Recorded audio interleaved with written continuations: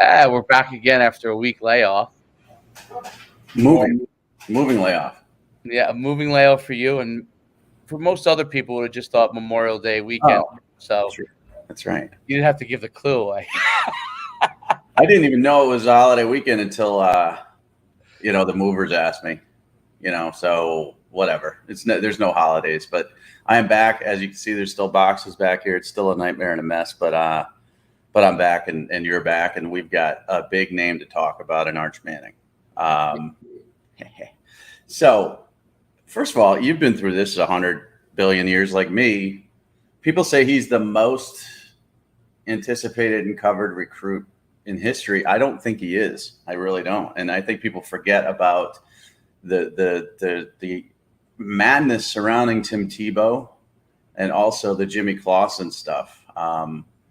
Did you have either of those guys? You never had either of those guys at your camp. They were really before, because if you remember, we were doing freshmen, sophomores in the beginning, so it would have taken the time. We would have been like Tyrod Taylor. That would have been like the first guy. That would have been and Joe Hayden. Yep. Those were the first two guys. So I think Clausen would have been a little older than those guys. I think Taj Boyd too was one of your first ones. Taj Boyd, yep. Yeah. So Jimmy would have never gone to a camp ever. And not that he's a jerk or anything. He was a good kid. I liked him. I saw him in person a couple times, but it just didn't need it. Had a billion offers, and somebody, I don't know who it was who called him the LeBron James of high school football. But even before then, Tebow, when I first started covering recruiting back in the day, his decision between Alabama and Florida was so anticipated. He was such a big name. He put up those crazy numbers at Nice. He went to Nike camps and benched 40 times, and it was just nuts. Wow. With Tebow. Yeah, he was putting up. Remember when Joe Hayden was putting up those crazy numbers? Right. And we all knew because we saw his dad, and his dad was just like the most muscle-bound human being on earth. And then his little brother came through and tried to beat those numbers. They put up ridiculous numbers, but Tim Tebow put up crazy numbers for a quarterback, and stats wise and testing wise. So I remember Tebow. Terrell Pryor was a big one. So people love to just it's. What about Clowney? Clowney was a huge one because he went beyond signing day as well. And that's the number one player in the country, just like Pryor was. Bryce Brown, if you remember that nightmare. Yeah, the running back. Went to Tennessee and then back to Kansas State, and his brother Arthur. Arthur Brown went to Miami and transferred back to Kansas State. But people love, it's recent bias. People love to say this stuff. People are interested in Arch Manning, but I will tell you this without a doubt. There's just as much interest back in the day on Jimmy Clausen and Tim Tebow and Terrell Pryor and those guys. But Arch visited Georgia this weekend. So here's my intel that I've had on Arch for a very long time. At the end of the college football season, he was ready to commit to Georgia. He was all set to go to Georgia. He loved Athens. He loved Kirby. He loved the offense. He loved the opportunity. And Caleb Williams jumped into the portal, and Kirby Smart and his staff flirted with Caleb, tried to get him to come for a visit. Now, that would change everything for Arch in some way because, A, he was told he was going to be the only quarterback. B, he was told he could play as a true freshman, which is amazing because Connor Stockton is a highly rated recruit. Brock Vandergrift's there and all that stuff. So they had to mend fences a little bit with the Mannings. They've done it. He took a visit this weekend, loved it from what I hear. And I think they're the team to beat. Alabama next weekend, Texas the weekend after that. Here's what he wants, and I'll tell you, I'll ask you where you think he should go. Obviously, he wants a college atmosphere where he could be as much of a normal human being as possible. He wants to win. He wants to get developed for the NFL. Where would you go? And now is Ole Miss in the mix still too, or just because of the family thing? No. And he also wants to play right away. So take the Quinn Ewers factor at Texas. But I'll tell you the Ole Miss story is that Ole Miss was never in it because, and this is what I've heard, Peyton is a Tennessee guy, right? Through and through, bleeds orange. Lane Kiffin's the coach at Ole Miss. Lane Kiffin left Tennessee in the middle of the night for the USC job. There was no way on earth that Peyton was going to stamp Ole Miss. Now, if Arch wanted to go, he's Cooper's kid. Right. Eli and Archie went there. He wasn't going to get in the way, but he was never rubber stamping Ole Miss because of that Lane Kiffin situation back at Tennessee. And they just always kind of ran fourth, fifth. That's what I heard. Interesting. Okay, so Tennessee, Alabama, Georgia. No, Georgia, Alabama, Texas. I'm sorry, Georgia, Alabama, Texas. Texas, obviously Sarkisian. So their relationship there, right? I heard there's some relationship. Very good relationship.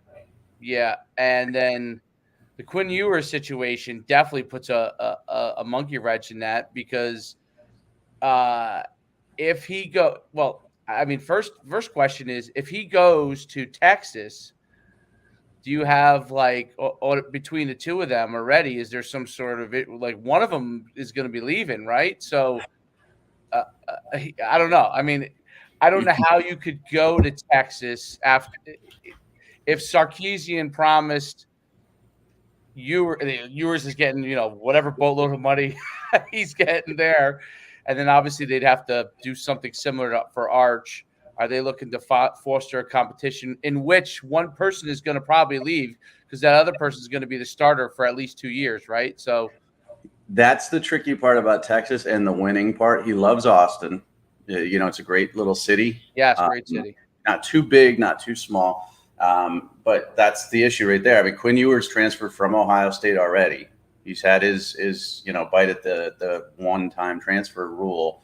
They did everything on earth to convince him to come to Texas. Now Hudson Card is still in the mix for the quarterback job there, but the assumption is Quinn Ewers is going to play this year, and he'll have 1 year left. And with that arm talent that he has, which is similar to Matt Stafford and some of the great arms that we've ever seen over the years, then he'd move on to the NFL. But Arch would have to sit his freshman year, and I don't think Arch wants to sit. So you nailed it on the head with Texas. He loves Sark. Now Sark, you think about NFL development. Texas doesn't send quarterbacks to the NFL, right? Well, Sark developed Tua, or helped develop Tua. Sark helped certainly develop Mac Jones. Those are 2 first-rounders. So the family's looking at Sark, and they're saying, okay, you know what you're doing with quarterbacks. We like that. We like you. We got a good relationship. We like Austin. It's closer to home, Louisiana, than the others. But can you win? And what about the Ewers kid? So that's Texas. Now, give me Alabama and Georgia. What do they present to you if you're Arch Manning that you like? Who are the OCs of Georgia and Alabama? So it's Bill O'Brien.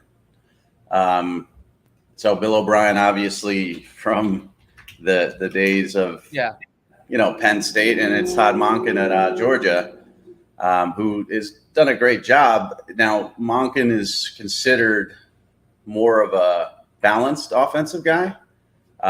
Bill O'Brien's a balanced offensive guy, but Alabama hasn't been balanced. They've been throwing the ball pretty good lately. So it's Monken and 2 defensive coaches in Kirby and Nick Saban, but it's Monken and Bill O'Brien.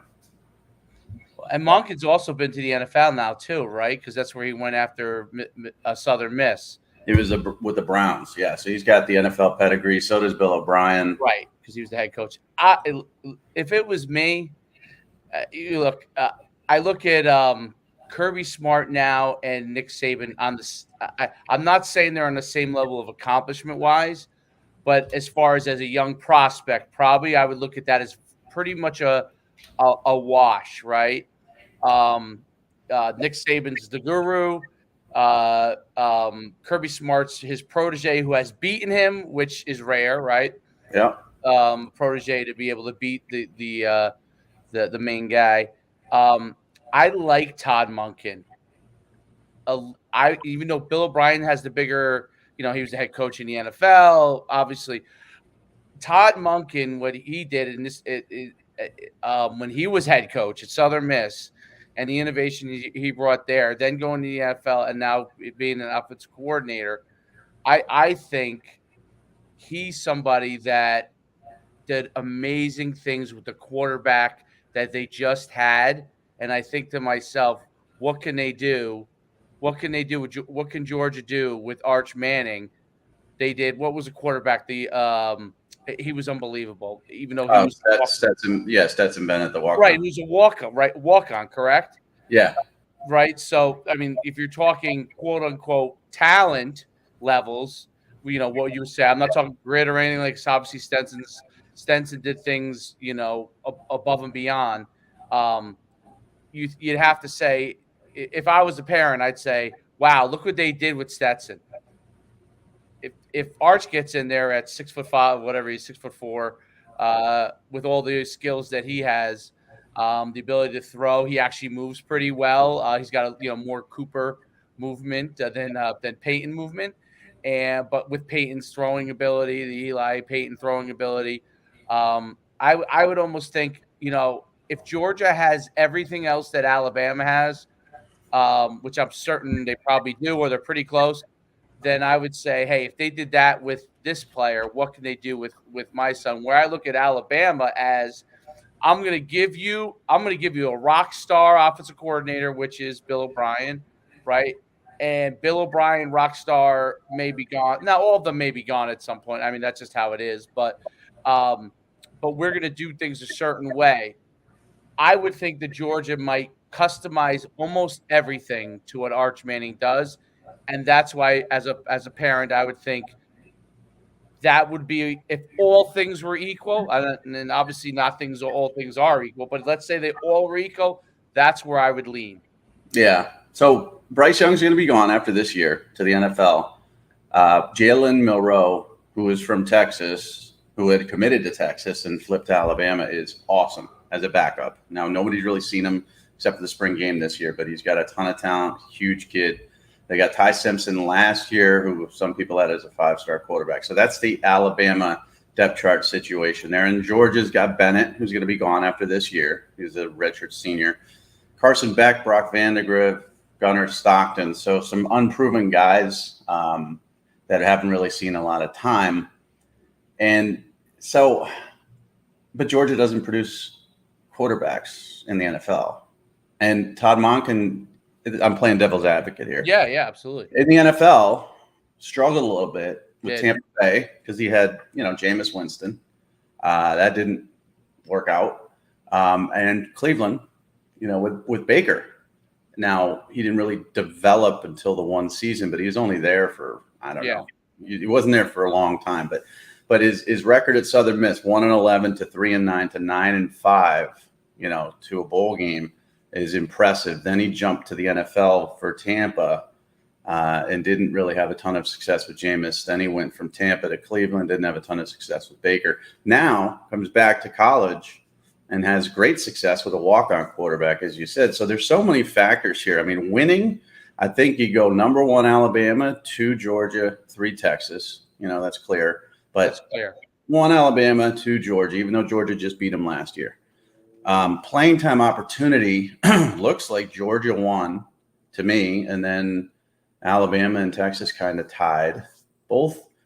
He likes Athens. I heard he didn't like Tuscaloosa that much, but I don't know if that's true. I think city-wise, his favorite is Austin. I think number 2 is Athens, and then Tuscaloosa is after that. The only place I've never been is where? Tuscaloosa. So yes, Tuscaloosa. Never? You've been everywhere. I've been everywhere. I've been to Birmingham 9 million times, and then we never just kind of cruised over there. Wow. So I can't. That's the only thing I can't judge.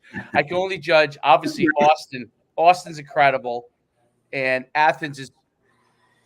I've been at Athens after a game, and that's pretty incredible. It is, and Austin's. Athens is a little college town. Right. Whereas Austin's a little city.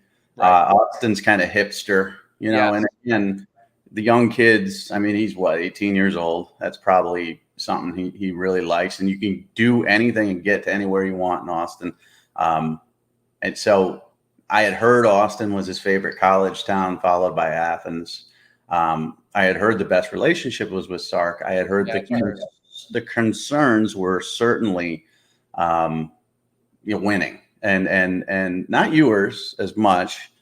I think if you got Ewers and Manning there, you've got a potential issue and problem because that's two huge names. I mean, you're talking about Quinn Ewers is one of the biggest names in NIL, from this for NIL era, number one overall player. And then you got Arch, number one overall player. And that never, ever works out well. I mean, Georgia had, who was the kid from the West Coast? Eason, a quarterback, 5-star. Then they had Fromm, 5-star. Then they had Fields, 5-star, right? So Eason left, Fromm stayed, Fields left. You can't make 3 5-star quarterbacks happy. You can't make 2 5-star quarterbacks happy. It just doesn't happen. And in Georgia does not have, I mean, they got Vandegrift, who was a 5-star. He would leave, I think, if Arch committed to Georgia. Bryce Young's gone. And then you got, Ty Simpson and Milroe back there. So it's intriguing to me. I think he's going to Georgia. That's my guess. I heard his visit went well. I expected it to go well. I mean, when do you hear about a visit sucking? It just never sucks, right? Personally, I wouldn't want to recruit him. I wouldn't. And this is nothing against the kid. Explain that. Too much attention, man. I would rather have a very talented kid with the last name Smith or Rodriguez or freaking anything but Manning. Anything. I don't want that headache if I'm Kirby Smart or Nick Saban. Sark, okay. You need to make a splash. You need to make everybody happy. Texas stinks. They need to get better.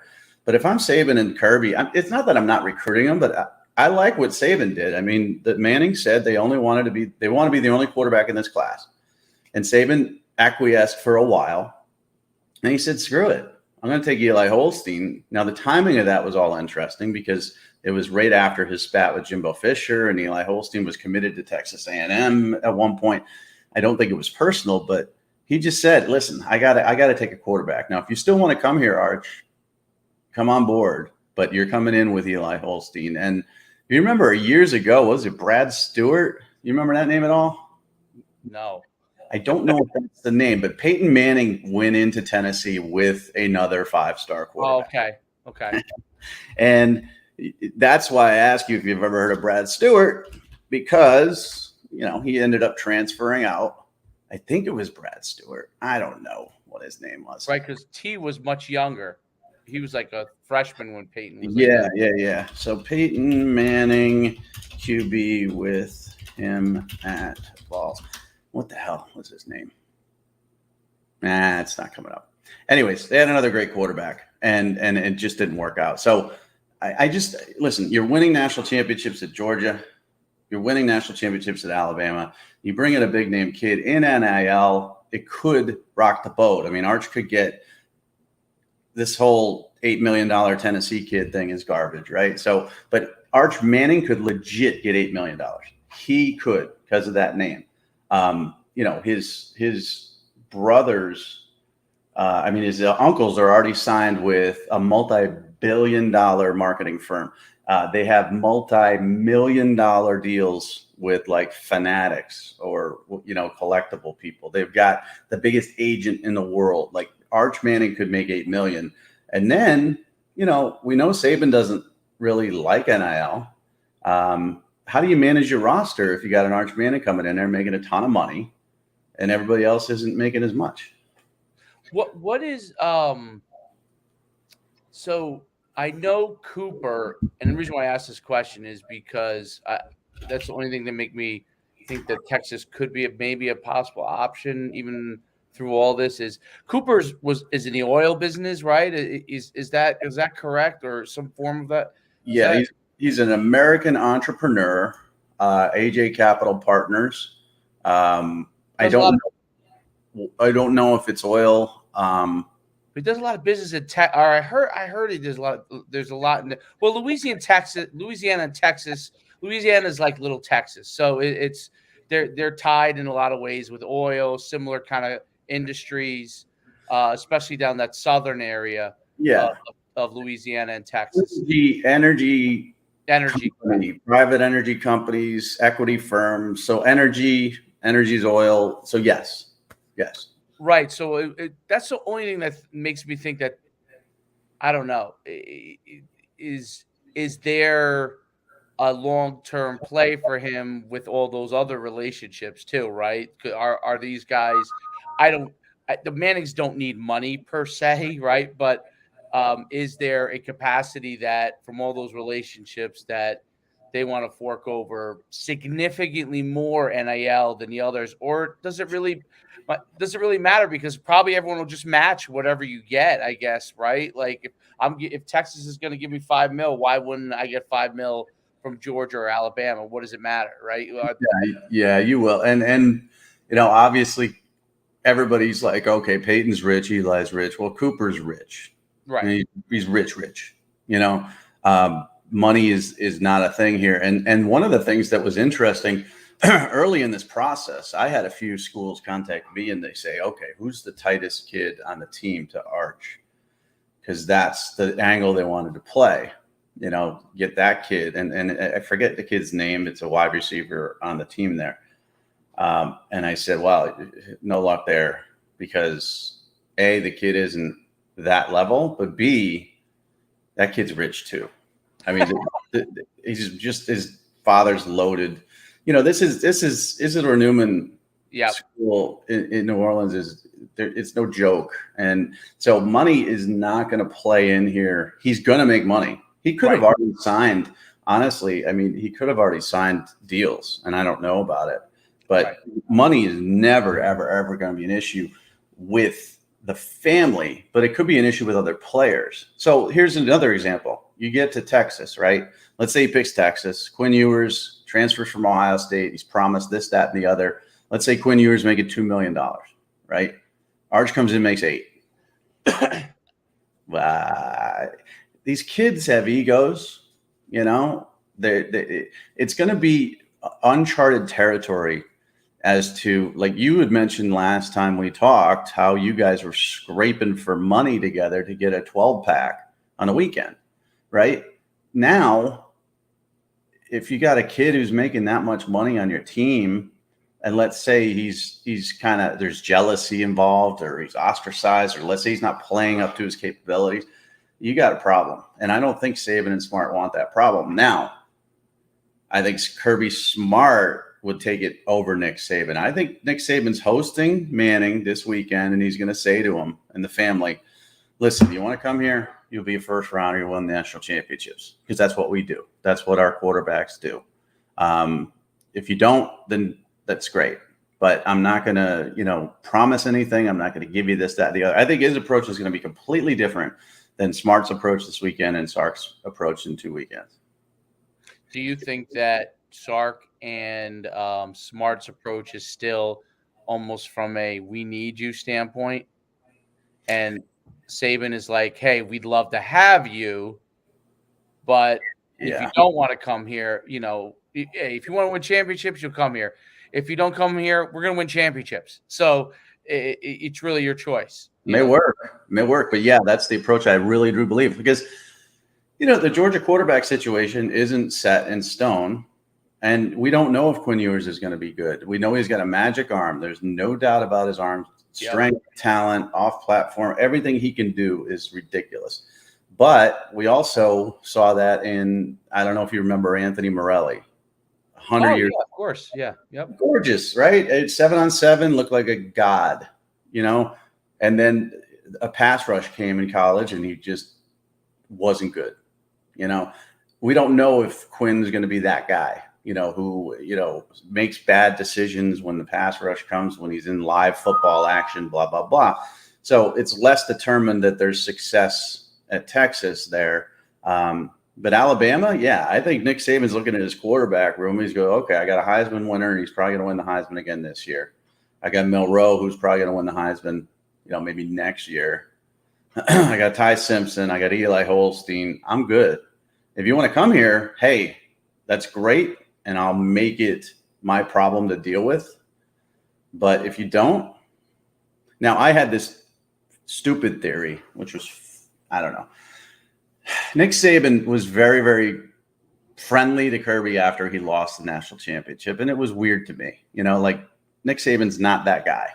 and everybody said, oh, this is the kinder, softer Nick Saban. And, he was congratulatory of his protege, blah, blah, blah.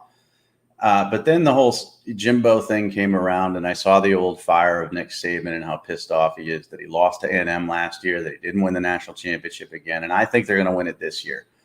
My thought was that stick it to Kirby for beating you and tell the Mannings, listen, if you don't come to Alabama, Texas is the place to go. But people kind of threw a monkey wrench in that, saying that, they're going to be in the SEC in 2025, I believe. Right. But still, he's a 2023 kid, so he'll be a freshman 2023, 2024. He'll be in the Big 12 for a couple of years. But that would be an evil genius move by Nick Saban to say, listen, we'd love you. If you're not going to come here, though, don't go to Georgia.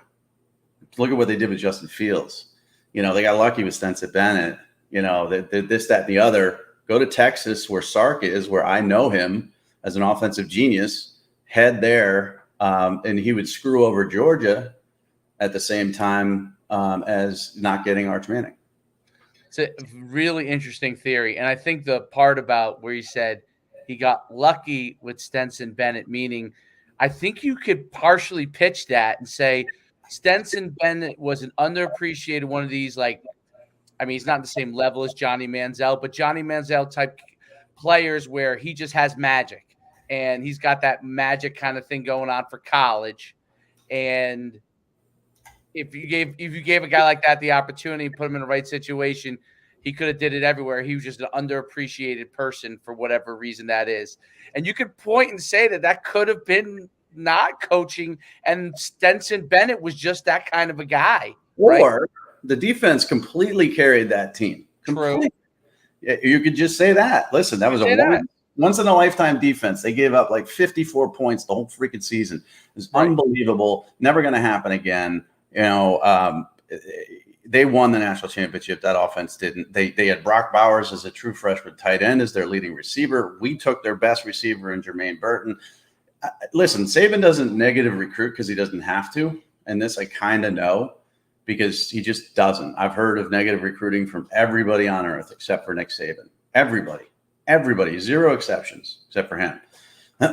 But this would be kind of a funny, let's stick it to Georgia, send this kid to Texas. Now, the Mannings might not listen, but if Nick Saban's telling me something, I'm listening. So that was my theory. Because once he took Holstein, it's almost, why take this visit? If you want to be the only quarterback in this class, if you want to go someplace where you're going to play immediately and be the guy, why go to Alabama? You're not going to be the guy. I don't think he's better than Milroe. And you've got another quarterback in this class who's a pretty talented kid. So why even take the visit?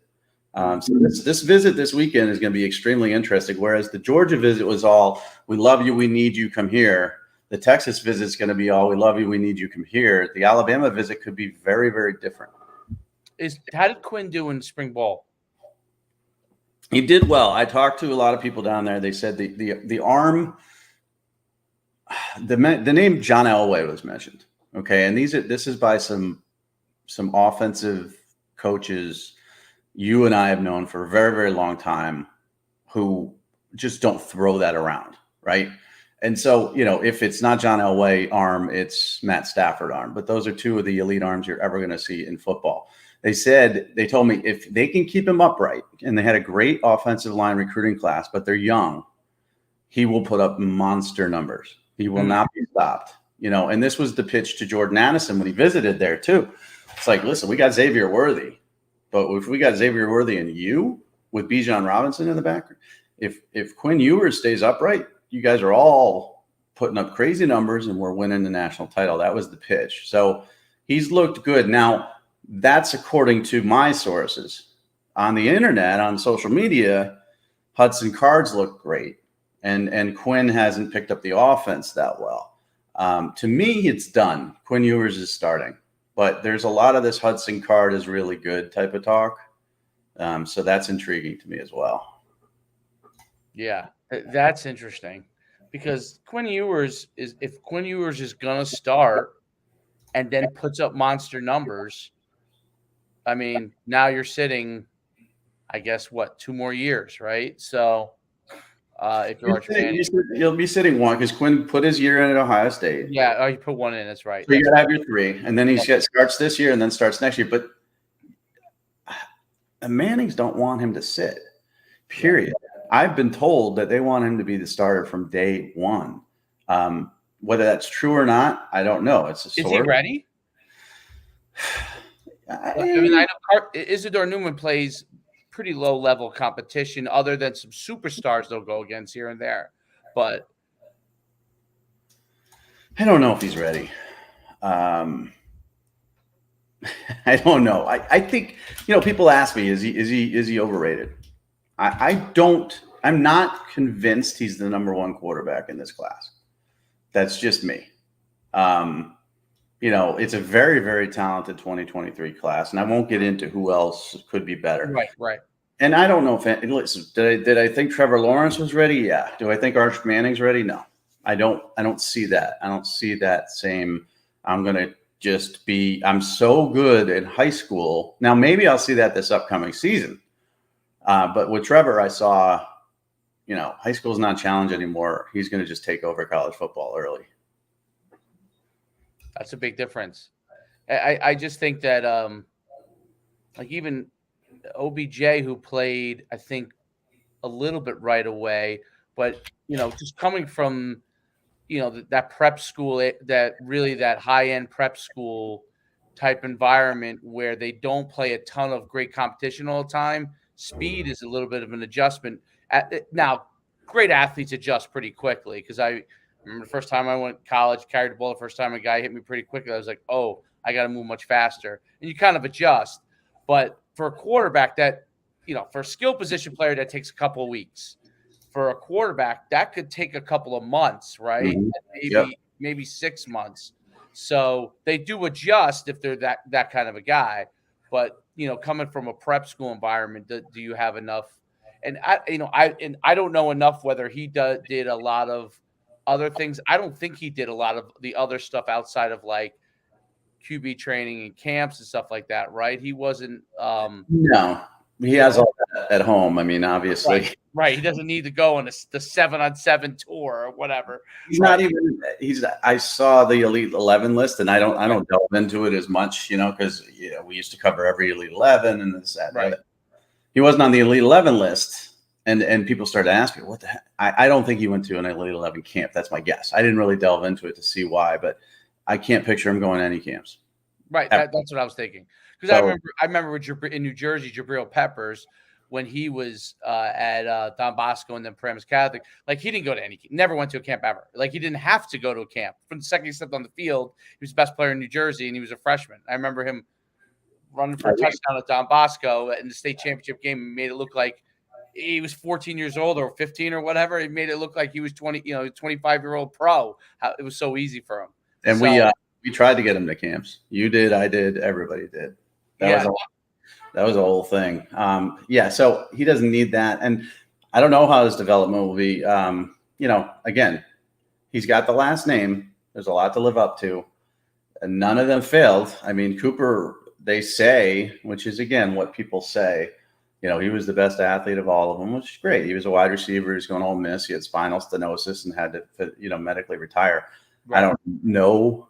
Listen, we're talking Archie Manning legend, and we're talking Peyton Manning legend, and we're talking Eli, who beat Brady twice. So I don't know, but the Manning pedigree is pretty good, and I think he's going to be successful. I'm just not sure if he's ready to take over a team, immediately as a true freshman. But that's what they want. I mean, and why wouldn't they? Why would you go to a school and say, listen, yeah, I'm thinking about sitting a year or two?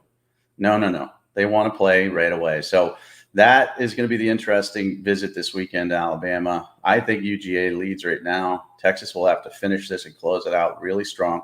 Here's the other thing. If he commits to Texas, let's say he commits to Texas in June, and they get throttled by Alabama and Oklahoma in their first 4 games or 5 games, he might decommit because Sark will be on the hot seat. If they lose to Bama by 30 and Oklahoma by 30, which could happen, then he's on the hot seat. He was on the hot seat last year as a first-year coach. So, but let's get to kids who don't get the attention that Arch Manning does. Sure.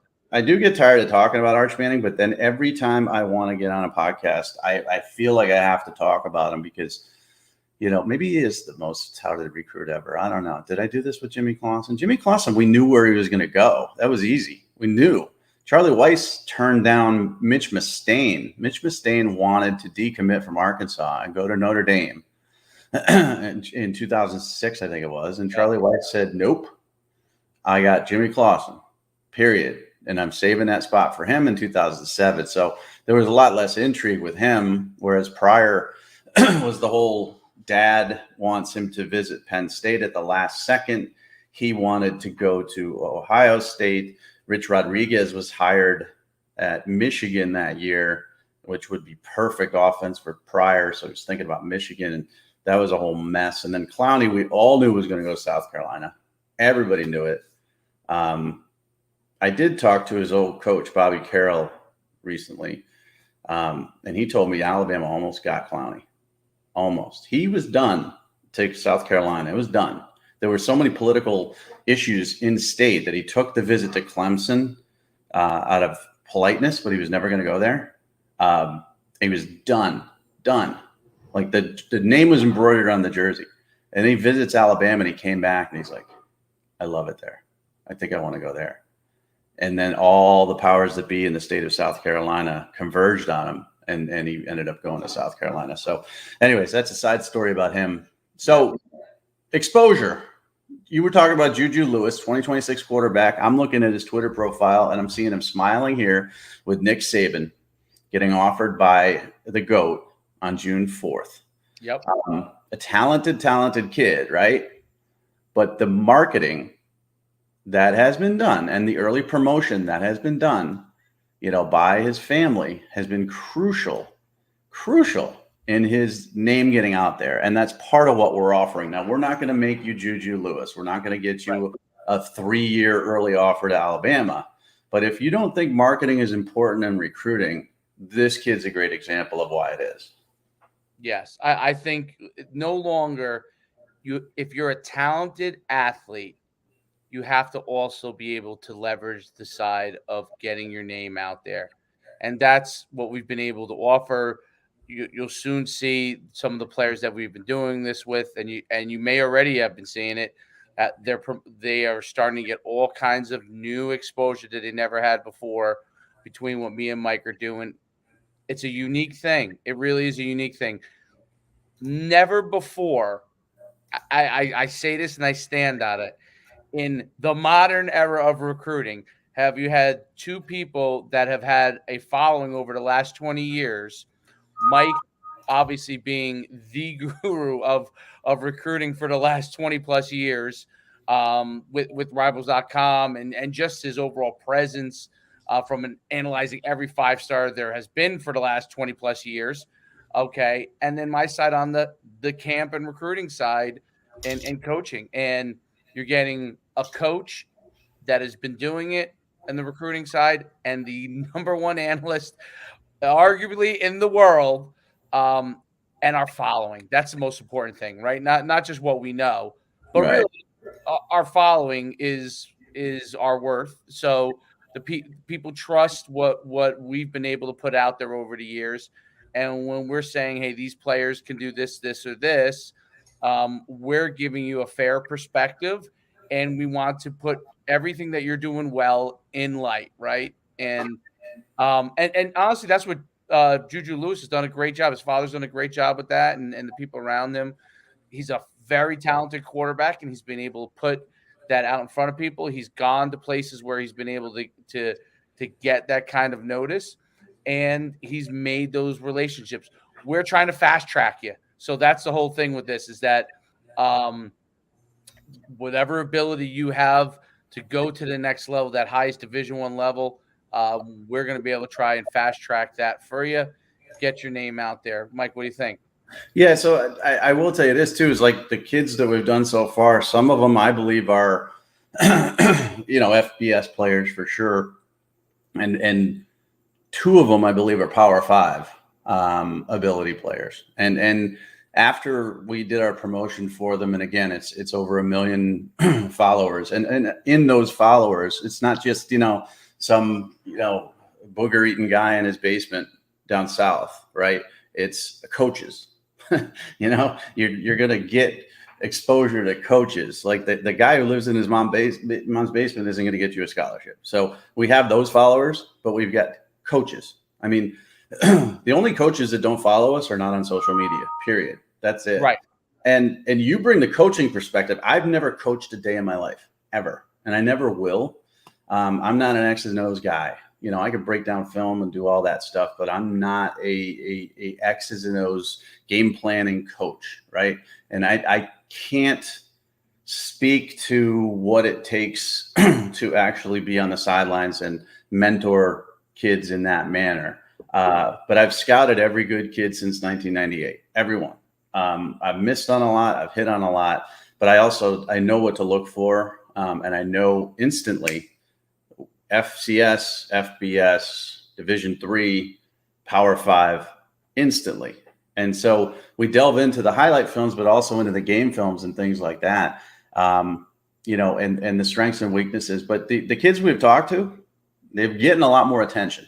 Now, that doesn't mean they're going to get scholarships. We're not promising that. We're not calling schools on your behalf. But I will tell you this, no one's been unhappy, and everybody's come back to me and said, really appreciate the notoriety, because some people had no idea who this kid was, whether it's a quarterback in Nebraska or an offensive lineman in California. And that's where the value lies as well. So I like it because, like I said, if I look at something, I could throw it to you and say, what do you think? Am I seeing the right thing here? And you could do the same thing to me, but you've coached, this is no offense to the kids, but you've coached good kids and horrible kids. Horrible, right? So and at your camps, you've had future 5 stars and you've had future no stars. Like you've seen so many people come through that I'm more on the spoiled side, where I was focusing on the 4 and 5 star kids and the younger kids with offers, that sometimes I look at something and I'm overly critical of it. And I flip it to you and I say, am I seeing this right? Because I don't like what I see here. And you'll be like, well, you know what? I think you might be a little harsh in that area. Right. And that's a good balance for me. And I think for you, you might see a kid that maybe a scrapper or somebody, you might see yourself in them, that went to UConn, and you can flip it to me and I can say, listen, Dave, I know he's a great kid. The effort's like crazy, but he's not going to grow. He's not going to be big enough. He's not going to do this, that, and the other. And so it really is a good balance of coach and analyst. And it's valuable. I mean, in this day and age, you can go out and pay, if you want, $1,500 to go to, a 3-day camp, or you could pay $2,500 to somebody who promises you a scholarship. This is just flat out exposure and an honest opinion on how good you are. And I've been surprised, because I've told parents this is his level, and not one of them has come back to me and said, you suck, you're an idiot. And I'm so used to that with the 4 and 5 star kids from fans. And it just gives me a perspective that there are people out there who really do have a unbiased opinion on their own kids or their own players, as opposed to, oh, I'm a Tennessee fan. How dare you not rank this kid a 5-star? He's going to Tennessee. Well, I think that's a true statement. I think ultimately they want to be in the right spot, right? So, so whether they're a Division I player or Division III player, they want to get the opportunity to get on the field. Nobody wants to sit around, right? And for 4 years. So that perspective is so important, because they trust that perspective. And then we promote it with that avenue. And then they ultimately, like I say, they're going to get to the right place. Like we want to help foster that exposure to get you to the right place. So you don't have to rely on, and I know everyone goes to college camps and all those kind of things. Hey, listen, here's another person. You could take the video that me and Mike do on you, and when you also go and do your part in reaching out to coaches as you're in your, investing in your own recruiting process, you're welcome to take that video and use that as a part of your resume in that process. And I think that's an important thing too, because and and I've told kids this after they sent the video out, I posted it. If you have a question about something, DM me. I'm glad to answer a question for you. You know, going to this camp for that versus that camp, going to this college camp for this college camp. I'll ask you the questions about your process and in a very quick time period and get to the answer for you. So you're building a relationship with two people that are really understand that process. And it's a good thing. It's a positive thing, and we want to be able to see you succeed. So, Yeah. It's my favorite thing, honestly, since obviously I've been with Rivals for 24 years, and I'm writing articles on MikeFarrellSports.com. I'm scouting and ranking 2023 players, and I'm going to do that in August and all this other stuff. And, I'm following the transfer portal, and I'm covering college football, and I'm doing all the things that I've done for years. But I've never been able to do this. And it's not like, listen, I'm not a saint or anything, right? I'm just a guy. But when I get one come through from you, it's exciting. You're like, we got another one. And I'm like, oh, this is cool. This is like cool. This isn't like me, asking a 5-star kid, well, you're going to go to Georgia or Alabama, and him telling me, oh, I don't know, I have no leaders and all the garbage that you hear, which, listen, I could get through all that. Right. And it's part of the game. This is more, what do I have here? So that when it comes through, I look at the huddle film, and then I do some research on the kid, and I look up, statistics and any articles on him. Sometimes I'll reach out to the kid or his parents and just say, what did he play other sports? Tell me more about him. And then I'll give the evaluation. Then listen, I'm not going to stay in touch with you. I'm not going to have dinner at the family. I'm not going to go to your Christmas, parties and stuff like that. But it's cool. It's just neat. So that's the most exciting part of this independence that I have right now, is when I get one of those, a text message from you or something, coming off a podcast, and you're like, we got another one. Take a look at this kid. And I'm like, oh, this is cool. And, we just got a 2024 player from Georgia the other day, and I'm going to delve into him today. And it's something that I haven't been allowed to do since I started this industry. So to me, it's kind of refreshing. So it's going to be like, we're not going to just take it. We're not going to look at a minute of it. We're not going to flip it out there and just not give a crap. It's more intriguing to me to scout kids like this than it is, to compare, somebody to Clowney or Terrell Pryor. Absolutely. And you could listen. You can reach out to me at Coach Schuman. You can reach out to Mike. He's got, now it's Farrell promos. What is it now? Yeah, Farrell, it's at Farrell Promo. Okay. And then there's at M Farrell Sports. At Farrell Promo, what'll happen is, if you follow that, someone will get in contact with you and just say, hey, are you interested in the opportunity here? And if you're not, then it's just like, okay, great. Thanks for following, and we'll keep an eye on you. And if you are, then you'll be able to get in touch with all the right people. So at Farrell Promo. And the reason I did that is because I wanted that to be specifically for this. I didn't want to have it all mixed in with my portal channel and my college football channel and my recruiting channel and all that other stuff. I wanted it to be specific, and it doesn't have a lot of followers, and it's not something I'm looking to get 100,000 at. But I wanted you to know that that's the home for this. If you're young and you want to get a head start, or if you're 2023, 2024, and you're under the radar and you need a little boost, that's what this is for. Yeah, and it's at Farrell Promo, right? Also on Twitter, and then it's at Mike Farrell Sports too. Yeah, and yours is what, at Schuman? At Coach Schuman, and then you can go at NUC Sports. And then, like I said, you see the banner there. That's the direct link. And then here's Mike's and mine, Twitter, social.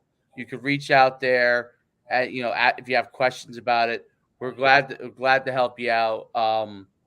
This podcast has really, people, as we cut up this podcast each week and give stuff out there, you're always going to get nuggets from us on what college football, recruiting, NIL. but you're also going to get help with your own potential situation. Yeah, and you just got inside intel on Jadeveon Clowney almost going to Alabama, Mitch Mustaine almost going to Notre Dame, Terrell Pryor and his flirtation with Rich Rod at Michigan. You got Arch Manning intel. You're going to get nuggets like this because we've been around forever. And we have a story about most every good kid. You know, whether it's an experience that I had with him at an all-star game or at a camp or throughout his recruitment, or whether it's, you know, David at his camps when he saw these kids when they were like 9th grade, 10th graders, and as they mature. So the podcast is informational, and then there's the sales part. It's M. Farrell Sports, though. It's not Mike Farrell Sports. I'm sorry. That's all right. You know what? Mike Farrell Sports was too long. Yeah. Twitter has character limits. So I wanted Farrell Promotions, and I couldn't. So I had to do Farrell Promo because Twitter won't let you have more than X amount of characters on your handle. I don't know why. Let's see if I got it right. There it is. That's the one. I'll leave you on this funny, interesting story. So you remember the almost bankrupt me first All-Star game, the All-World game. We had Johnny Manziel and Marcus Mariota on the same team. And I had known about Johnny Manziel a little bit from our camps. He had come to it. But Marcus had dominated the camps. Like, it was in Hawaii, obviously. It was a Hawaii camp. But he won like everything there was possible he could win. And so they came, and I was, you know, the head coach of the team that they were on was, you know, Salisbury from Whitehaven in Memphis, right? He was the head coach, and I said, "Oh, how's Marcus Mariota doing?" He said, "Marcus looks great." He's like, "But there's a quarterback on this team that's doing just crazy things, just crazy." And if you look at him, like, you know, like in shorts and a t-shirt, you're not gonna see it, but you got to see what this kid does in a game. You know, I'm sure he's gonna.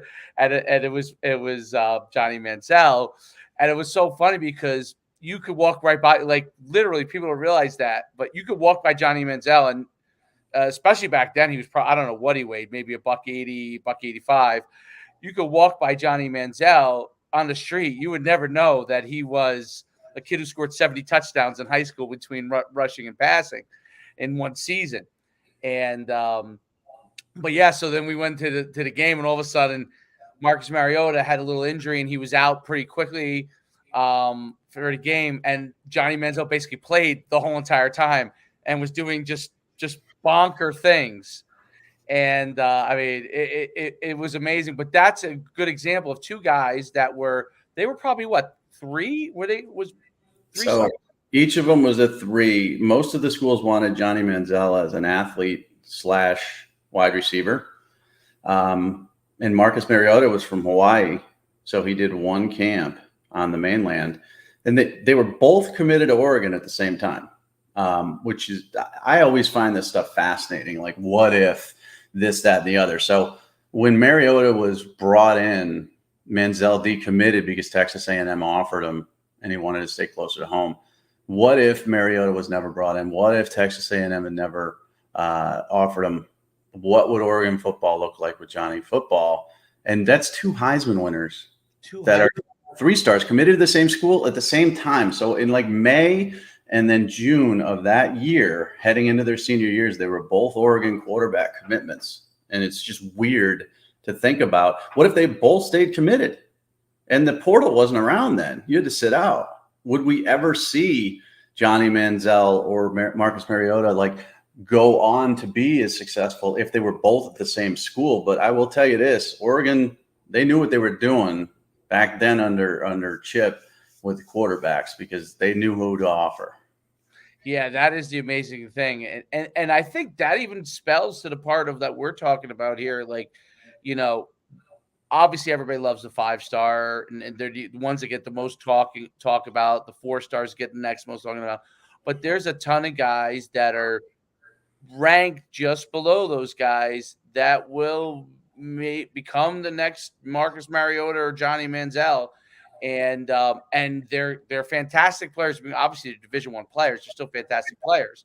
but they just haven't gotten kind of maybe the notoriety for a variety of different reasons. And Johnny Manziel played in Tivy High School, I think it was, right? Tivy, which was like he's too small, right? 2A or 3A yeah. was.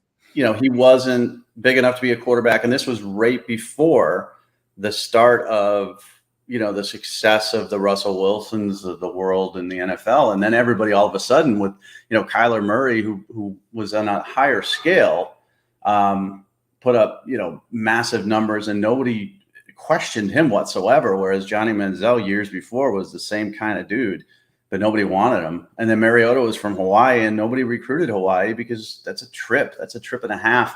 You can't go out there for 3 kids. So he came to the USC, I think the USC Nike camp. But they were both 3-star kids. And, in hindsight, 3-star rankings on Mariota, I was proud of. People were like, oh, you suck. He was number 2 pick. He's a Heisman Trophy winner. He's number 2 pick. Like, we saw him once, right? He had like 1 offer. And we had him as a 3. So people just discount 3s. They throw them away. They discount 2s. Listen, I could list 15 NFL Hall of Famers off the top of my head that were 2 stars, period. So stars, listen, they're important to fans. And I've always said this to kids who complain about stars. I go, that's for the fans, man. It's not for you. Like Antonio Brown was a 2-star. He was a small little quarterback in Florida who had grade problems. Kind of turned out to be pretty good, a little crazy, but pretty good. That's not you. Stars are not you as a player. Stars are for that guy who's in his basement in the South or out west in his basement, mom basement, and he's just a big, fan, and he's wearing like the freaking, war paint, and he cares about stars. Kids, who cares? Johnny Manziel and Marcus Mariota, 3 stars. They didn't care. They both won Heismans. That's exactly right. Well, on that note, another great podcast this week, and we went an hour. We're verbose. Yeah, we're definitely verbose. But I talk so much. I need a nap. That's what makes it fun. I need a nap. Who else are you going to talk to? You know what I mean? At least you talk to someone that has a similar interest. I got so much useless garbage information in my head from the years. I'm too lazy to write a book, so I'll just throw it on a podcast here and there. There you go. All right. Well, till next week. Legends Live. You got it. Check us out, myfootballcamps.com/D1. Check out Mike Farrell on Twitter, MFarrell Sports. Me at Coach Schuman. Check out Farrell Promotion at Farrell Promo. I think I got that right. And we'll see you next week. All right.